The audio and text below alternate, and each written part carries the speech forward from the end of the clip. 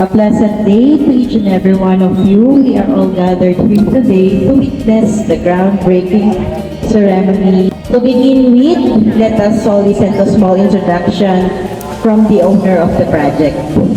Gusto namin na nagkaroon ng business dito as retirement plan niya talaga. Para pag nag-stay siya dito, hindi daw siya mabuboard.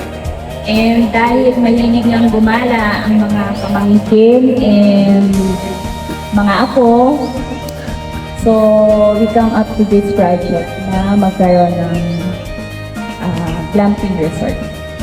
Piling prayer po with Lolo Nick. Simulan po natin ang ating panalangin sa ngalan ng Ama ng Anak, Espiritu Santo.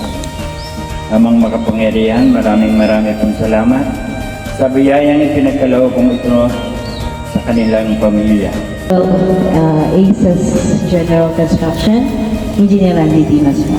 In behalf po ng K-12 ACES at ng aking kapartner na si Architect Arvin Magnaye, kami po ay unang-una ay nagpapasalamat po sa Panginoon